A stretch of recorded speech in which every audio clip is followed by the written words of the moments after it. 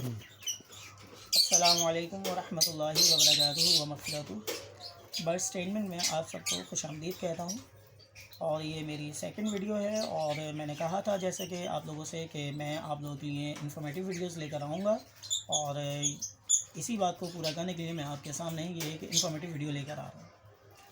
जैसा कि आप सब जानते ही हैं कि इस साल सीजनल चेंजेस की वजह से कराची में और हैदराबाद में डेड इन शेल का इशू बहुत ज़्यादा आया है।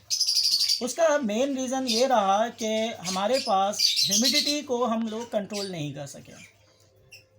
ह्यूमिडिटी को कंट्रोल ना करने की वजह से डेड इन शेल का इशू कराची में और हैदराबाद में बहुत ज़्यादा आया है और ह्यूमिडिटी के कंट्रोल ना होने की वजह से ये इशू आना ही आना है। अब हुआ क्या, ज़रा मैं आप लोगों को अपने साथ जो हुआ है मैं वो बताता हूँ कि हमारे साथ हुआ क्या। हुआ ये कि 16 पेयर्स ने एग्स ले किए हुए थे मेरे, 16 पेयर्स ने। अब जब हैचिंग का पीरियड करीब आया तो पता ये चला कि सारे के सारे पेयर्स के जितने भी एग्स थे डेड इन शेल हो गए, सारे के सारे। कोई एक भी ऐसा नहीं बचा जो हैच हुआ हो। अब मैं परेशान, मैं अपने बर्ड रूम में बैठा हूँ और मैं परेशान, मैं कहा यार ये क्या हो गया, इसका पहला क्लच तो बहुत अच्छा आया था, ये दूसरे क्लच में ऐसा क्या हुआ कि सारे के सारे डेड इन शेल हो गए। तो बर्ड रूम में मैं बैठा हुआ था और इधर उधर नज़रें घुमा रहा था और मेरी नज़र जो है हाइग्रोमीटर के ऊपर पड़ी।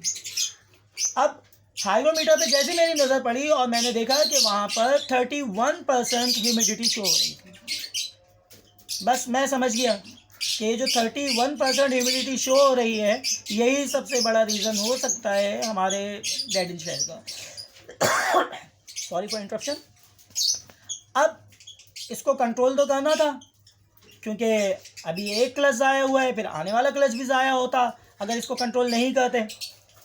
तो लिहाजा फिर मैंने फौरी तौर पे मार्केट का रास्ता किया और जाकर वहाँ से एक ह्यूमिडिफायर परचेज़ करके ले आया। मैं ह्यूमिडिफायर परचेज़ करके लाया और ह्यूमिडिटी कंट्रोलर भी परचेज़ करके लाया ताकि ह्यूमिडिफायर ह्यूमिडिटी कंट्रोलर को आपस में कनेक्ट करें और जैसी ह्यूमिडिटी हमारी कंट्रोल हो जाए तो वो ह्यूमिडिफायर कंट्रोलर जो है उस ह्यूमिडिफायर को जो है डिस्कनेक्ट कर दे ताकि ह्यूमिडिफायर ऑफ हो जाए। भाई हुआ क्या, रूम के स्पेस की वजह से, रूम बड़ा होने की वजह से 10x13x16 का ये रूम है, तो रूम के बड़ा होने की वजह से हुआ ये कि ह्यूमिडिटी को वो सिंगल ह्यूमिडिफायर कंट्रोल नहीं कर सका। अब अगर ह्यूमिडिटी को कंट्रोल करना था तो कम से कम इस रूम में मेरे ख्याल से 2 से 4 ह्यूमिडिफायर तो मज़ीद लगाने पड़ जाते, जो कि थोड़ा सा मेरे लिए प्रॉब्लम वाली बात थी। अब मैंने इसको सॉल्व किस तरह से किया, इस प्रॉब्लम पे काबू किस तरह से पाया, अब मैं आपको ये शेयर करता हूँ। मेरे पास गर्मियों में बर्ड रूम के लिए रूम कूलर अवेलेबल है ताकि गर्मियों में जो है रूम कूलर यूज़ करके जो है टेम्परेचर को कंट्रोल किया जा सके। मेरे जहन में फ़ौरन एक बात आई कि हमारा जो रूम कूलर है वो तो ह्यूमिड एयर देता है। अब जब वो ह्यूमिड एयर देगा तो लाजमी तौर पे हमारी ह्यूमिडिटी पे फ़र्क पड़ेगा। तो मैंने किया क्या, मैंने ह्यूमिडिटी कंट्रोलर को अपने रूम कूलर से कनेक्ट किया, रूम कूलर में पानी भरा और रूम कूलर की पोजीशन देखें कि रूम कूलर को मैंने किस तरह से रखा है। अब ये आप देखें, रूम कूलर आपके सामने थोड़ा सा एंगुलर रखा है और दीवार की तरफ इसका मुंह किया है मैंने, क्योंकि हमें प्रॉब्लम ये हो जाती अगर ये रूम कूलर बर्ड की तरफ में डायरेक्ट कर देता तो सर्दी के मौसम में बर्ड जो है प्रॉब्लम का शिकार हो जाता, बीमार हो जाता रूम कूलर की हवा से। अब मैंने रूम कूलर को दीवार की तरफ किया और इसके जो विंग्स हैं वो ऊपर की जानिब कर दिए और अपने रूम कूलर को एंगुलर रखा कि पहले हवा इस दीवार पर पड़े और उसके बाद हवा इस दीवार पर पड़े, डायरेक्ट जो है वो रूम कूलर की हवा हमारे बर्ड्स के ऊपर ना पड़े।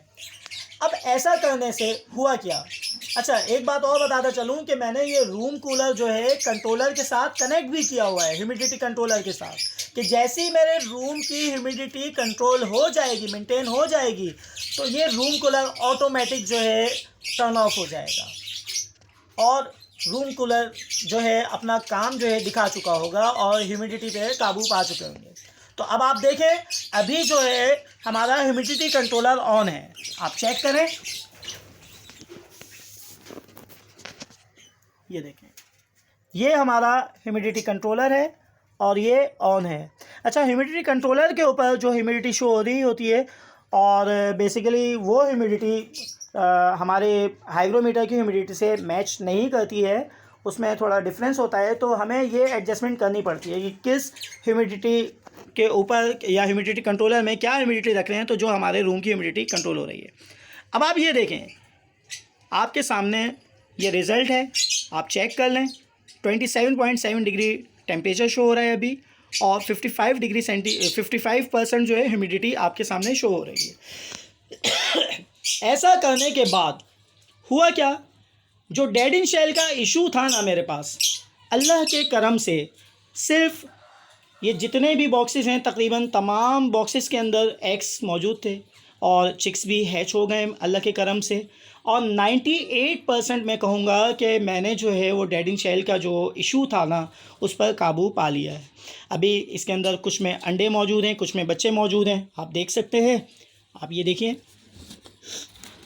कि लास्ट क्लच में कोई हैचिंग नहीं, और यहाँ पर अभी आप देख सकते हैं ये रही हैचिंग, बॉक्स नंबर 13 हमारे पास। इसके बाद बॉक्स नंबर 14 आप चेक कीजिए, ये हैच हुआ है बच्चा, ये देखें। और अभी जो बाकी के अंडे हैं वो भी माशाल्लाह से सारे के सारे सही हैं, उसमें कोई प्रॉब्लम नहीं है। इसके बाद बॉक्स नंबर 3 हमारे पास, बॉक्स नंबर 3 में देखें हमारे पास ये रहे, ये हैच हुआ है तमाम के तमाम। 4 चिक्स हैं इसके अंदर, क्योंकि मैं तकरीबन हर जगह जो है 4 3 चिक्स जो है पेयर्स के नीचे घुमा देता हूँ। मैं फॉस्टर पेयर ज़्यादा यूज़ नहीं कर रही है। देखें बॉक्स नंबर हमारे पास 5 है, इसमें भी आपके पास चिक्स मौजूद हैं। इसी तरह बॉक्स नंबर 26 में, बॉक्स नंबर 24 में, बॉक्स नंबर 1 में, अब हमारे पास तमाम बॉक्सेस में कहीं ना कहीं चिक्स मौजूद हैं हमारे पास। और डेड इन शेल 98% मैं कह रहा हूँ कि हमारा कवर हो चुका है, कंट्रोल हो चुका है। सिर्फ 2 एग्स मेरे डेड इन शेल हुए हैं। अब इस क्लच में सिर्फ 2 एग्स डेड इन शेल हुए हैं। इस वजह से मैं कह रहा हूँ कि हमारा जो है डेड इन शेल का इशू है वो 98% कवर हो चुका है। तो इंशाल्लाह मेरे इस वीडियो के बाद आप लोगों को इंशाल्लाह फ़ायदा ही होगा, और आप लोग भी इस तरह से अगर ये रेमेडीज़ इस्तेमाल करते हैं और अगर ह्यूमिडिटी को कंट्रोल करने में कामयाब हो जाते हैं तो इंशाल्लाह मैं समझूंगा कि मेरा जो वीडियो बनाने का मकसद था वो पूरा हो गया, और आप लोगों ने, तमाम लोगों ने जो है मेरी इस वीडियो से भरपूर फ़ायदा उठाया। जज़ाकल्लाह, अस्सलामु अलैकुम, शुक्रिया, अल्लाह हाफ़िज़।